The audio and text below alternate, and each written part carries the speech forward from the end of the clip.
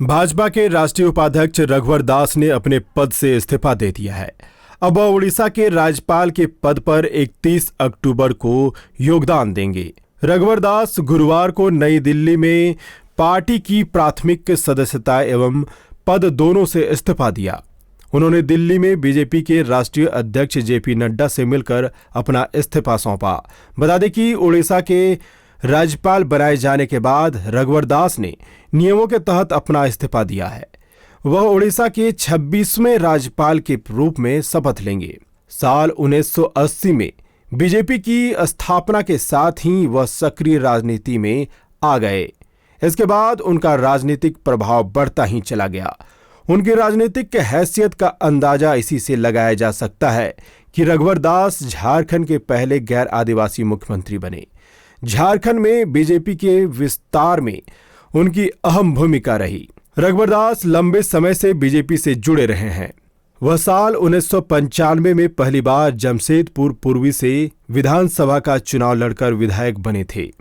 तब से लगातार 5 बार जमशेदपुर पूर्वी से जीतकर वह विधायक बनते रहे। सिर्फ पिछले चुनाव में उन्हें सरयू राय से मात मिली। बावजूद इसके वह लगातार राजनीतिक में अहम भूमिका निभाते रहे। साल 2000 में झारखंड जब बिहार से अलग हुआ, उस वक्त रघुवर झारखंड श्रम मंत्री बनाए गए। साल 2000 से 2003 तक उन्होंने यह पद संभाला। फिर 2003 से जुलाई 2004 तक भवन निर्माण और मार्च 2005 से सितंबर 2006 तक झारखंड के वित्त, वाणिज्य और नगर विकास मंत्री रहे। इतना ही नहीं, रघुवर दास झारखंड मुक्ति मोर्चा के साथ बनी बीजेपी की सरकार में उप मुख्यमंत्री भी रहे। अपने 46 साल के राजनीतिक करियर में रघुवर दास 2 बार भाजपा के प्रदेश अध्यक्ष भी रहे। इसके अलावा लगातार तीसरी बार भाजपा के राष्ट्रीय उपाध्यक्ष बने थे। अब रघुवर दास झारखंड की राजनीति से दूर हो गए हैं। ऐसे में सवाल उठ रहे हैं कि आखिर बीजेपी की ये क्या चाल है। तो बता दें कि इसे बीजेपी का मास्टर स्ट्रोक माना जा रहा है। बीजेपी ने इस एक तीर से कई निशाने साध लिए हैं। झारखंड की राजनीति से रघुवर दास की विदाई के 2 महत्वपूर्ण कारण माने जा रहे हैं। पहला तो उन्हें अब किसी भी जांच और केस मुकदमे से निजात मिल जाएगी। दूसरा, भाजपा झारखंड में गुटबंदी से निजात पाना चाहती है। रघुवर की विदाई से बीजेपी छोड़ चुके सरयू राय जैसे नेताओं की पुनर्वापसी की उम्मीद जग गई है। साथ ही भाजपा कोल्हान और संथाल परगना में अपनी खोई ताकत हासिल करना चाहती है। रघुवर दास के नेतृत्व में 2019 के विधानसभा चुनाव में बीजेपी को इन दोनों प्रमंडलों में भारी नुकसान उठाना पड़ा था। यहां नुकसान होने के कारण बीजेपी को सत्ता से हाथ धोना पड़ा। भाजपा नेतृत्व को यह एहसास हो गया था कि रघुवर दास के रहते झारखंड भाजपा में गुटबाजी नहीं रुकेगी और पार्टी को पटरी पर लाना आसान नहीं होगा। शायद यही वजह रही कि 70 साल से कम उम्र वाले रघुवर दास को उड़ीसा का राज्यपाल बनाकर झारखंड की सक्रिय राजनीति से उन्हें दूर कर दिया गया। रघुवर दास पर मैनहट्ट घोटाले की तलवार लटक रही थी। कई अन्य मामलों की जांच की आंच उन पर पड़ रही थी। मनरेगा खनन जैसे घोटालों की केंद्रीय एजेंसियां जांच कर रही हैं। इन मामलों में कई आरोपी गिरफ्तार भी किए गए हैं। हर मामले के तार रघुवर दास से जुड़ रहे थे। केंद्रीय जांच एजेंसियां उनके खिलाफ कार्रवाई करने से बच रही थीं। इससे केंद्रीय एजेंसियों पर सवाल उठ रहे थे। चर्चा यह होने लगी थी कि हेमंत सोरेन चूंकि विपक्ष के नेता हैं, इसलिए उनसे ईडी पूछताछ करना चाहती है, लेकिन रघुवर दास को भाजपा बचा रही है। इसलिए भाजपा ने उनके सेफ एग्जिट प्लान पर काम किया। राज्यपाल बना दिए जाने से रघुवर किसी तरह की जांच और मुकदमे से निजात पा गए हैं। नियमानुसार राज्यपाल जैसे संवैधानिक पद पर बैठे व्यक्ति के खिलाफ कोई जांच या मुकदमा संभव नहीं है। राष्ट्रपति या राज्यपाल किसी भी न्यायालय के प्रति जवाबदेह नहीं होते हैं। राष्ट्रपति या राज्यपाल के विरुद्ध उनके कार्यकाल के दौरान कोई आपराधिक कार्रवाई नहीं हो सकती।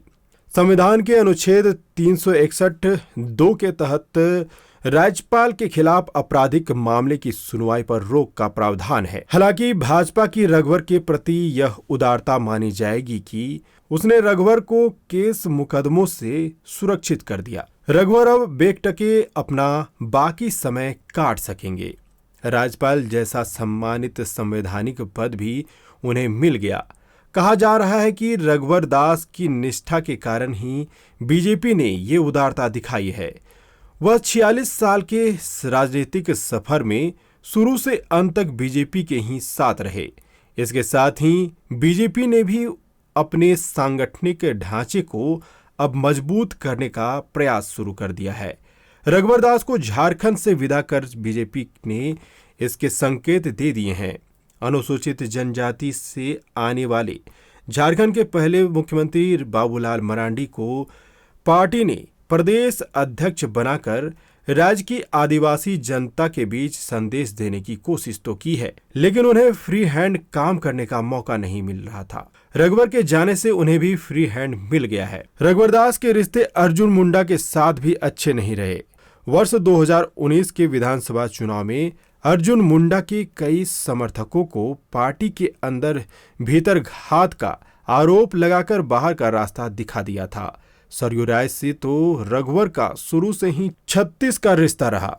कोल्हान इलाके से आने वाले सरयू राय, अमरप्रीत सिंह काले, रतन महतो, बड़कुंवर गगराई, सतीश सिंह एवं सुबोध श्रीवास्तव जैसे लोगों को पार्टी ने चुनाव में भीतर घात का आरोप लगाकर बाहर का रास्ता दिखा दिया था। झारखंड भाजपा की दुर्गति के लिए रघुवर दास को पार्टी के लोग ही जिम्मेवार ठहराते हैं। पिछले विधानसभा चुनाव में टिकट बंटवारे में रघुवर दास की ही चली। रघुवर ने कोल्हान से आने वाले भाजपा विधायक सरयू राय का टिकट काटने में अपनी पूरी ताकत लगा दी। नतीजा यह हुआ कि न सिर्फ रघुवर दास हारे, बल्कि कोल्हान से भाजपा का सफाया ही हो गया। सरयू राय को टिकट नहीं मिला तो उन्होंने अपनी सीट छोड़कर रघुवर के खिलाफ अपने क्षेत्र में जाकर निर्दलीय चुनाव लड़ा और उन्हें हराया। वहीं कोल्हान में भाजपा का सफाया हो गया। संथाल परगना में भी भाजपा की यही स्थिति रही।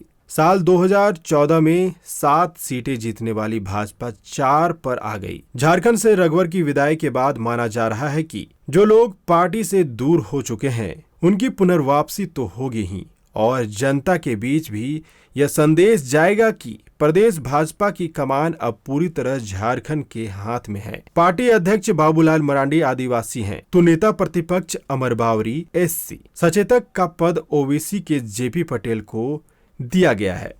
रघुवर दास को आदिवासी समाज झारखंड का नेता स्वीकार ही नहीं करता था। छत्तीसगढ़ का मूल निवासी होने के कारण उन पर बाहरी होने का आरोप लगता था। रघुवर दास को उड़ीसा का राज्यपाल बनाने के बाद अब यह चर्चा जोरों पर है कि उनकी वजह से जो लोग बीजेपी से दूर हो गए थे उनकी पुनर्वापसी पक्की है। इनमें सबसे आगे सरयू राय का नाम चल रहा है।